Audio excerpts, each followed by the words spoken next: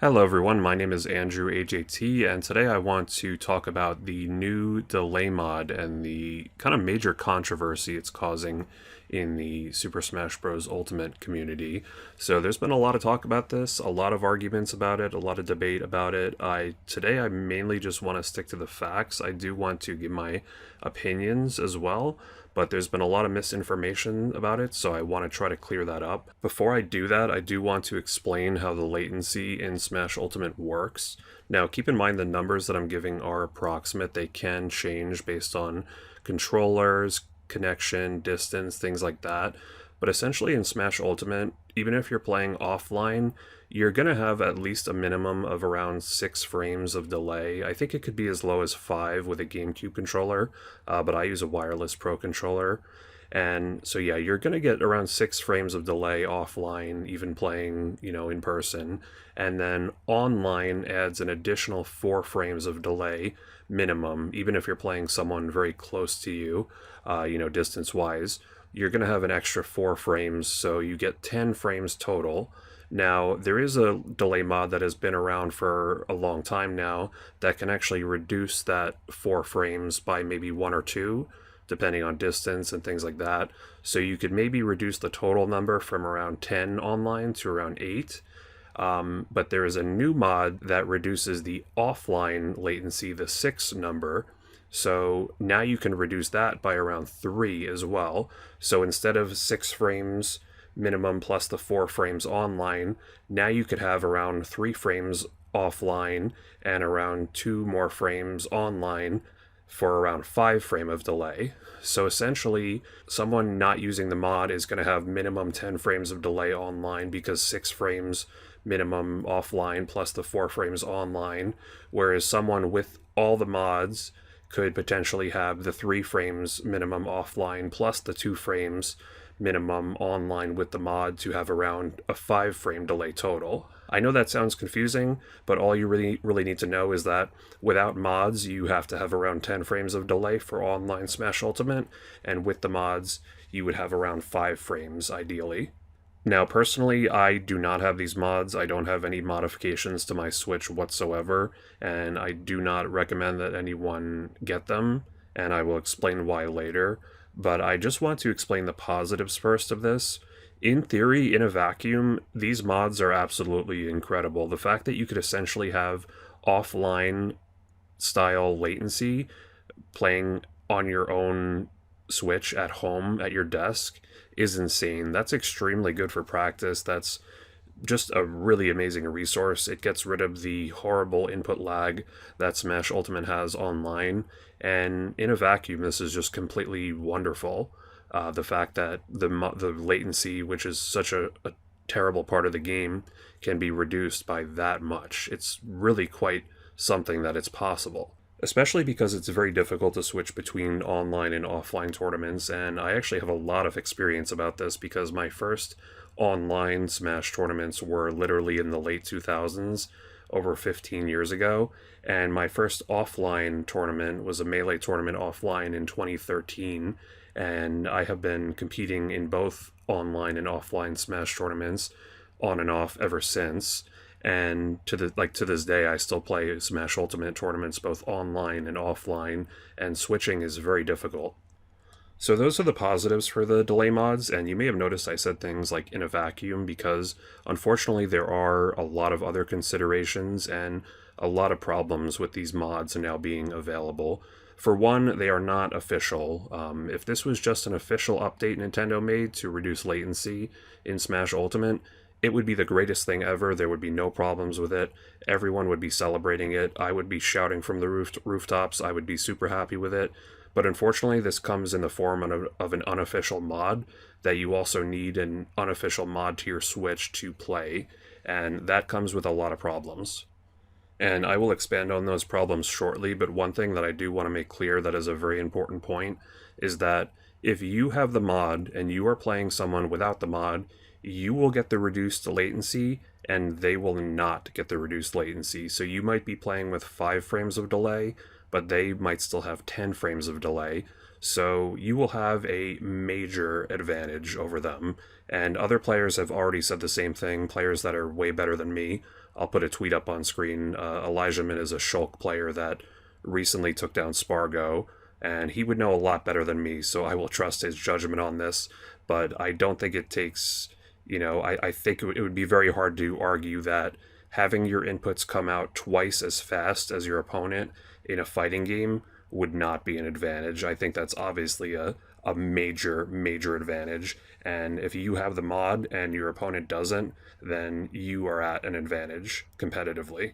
So why doesn't everyone just mod their Switch then and get the mod? Well, it's not that simple. Most Switches are not moddable on a software level. Only older Switches from around 2017 are moddable that way, from what I know. Again, I don't recommend modding your Switch. I don't have any mods for my Switch, so I'm not an expert on modding. But from what I understand, you need kind of a very old Switch to mod them on a software level.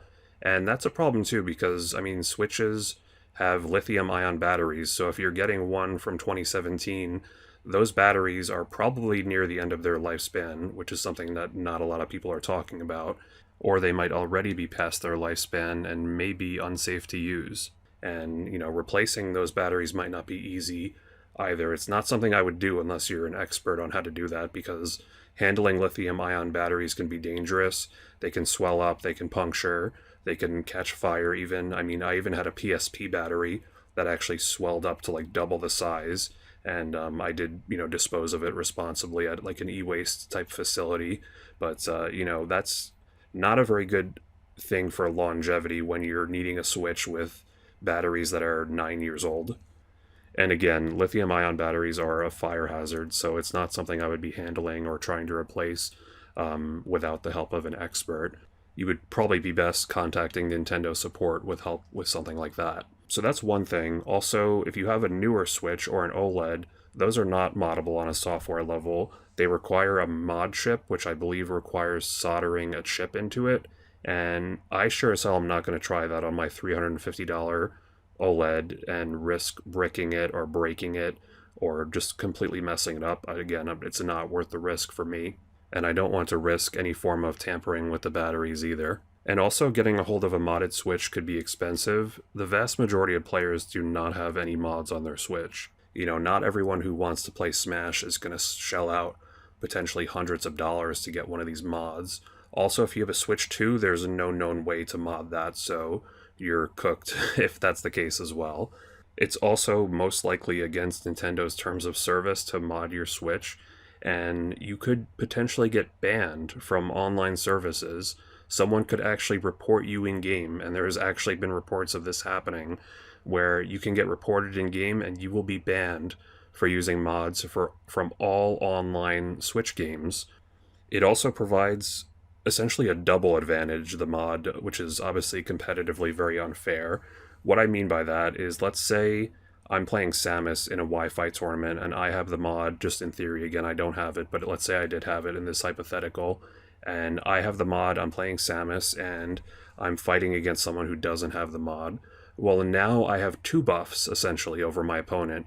I get to play the offline version of Samus, where I can react to ledge traps better, I can react to do more up out of shield better, I can punish your attacks much easier because I'm playing with less delay, but at the same time, because my opponent is playing with more delay, I can still do the cheesy Samus online stuff. My charge shot is going to be much harder to react to, my up B out of shield is going to be much harder to punish. I'm still going to be able to throw out random smash attacks because with my opponent's delay, they might not be able to punish them. So it's essentially not just like playing offline, it's essentially getting the benefits of offline and the benefits of online all in once. It's like I'm playing Super Samus, which is obviously not something you would have access to in a real offline tournament. So currently it's already a little bit difficult to know if your opponent is using the mod, and the only real way that's kind of confirmed is that the KO screen has a little bit of extra lag, but I already saw that someone made a version of the mod that supposedly fixes this issue and just adds like a tiny bit of the delay back, but maybe only like 1 frame. So the fact that it's difficult to detect if someone's using the mod is a real nightmare for online tournaments, because in theory, most online tournaments, they're only going to allow you to use the mod if your opponent is also having the mod and agrees to it, but in practice, a lot of people are just going to use the mod without telling their opponent, and they'll just have the advantage. And the rules regarding this have been so varied tournament to tournament. Some tournaments have banned the mod completely, some have just not made any rules about it whatsoever.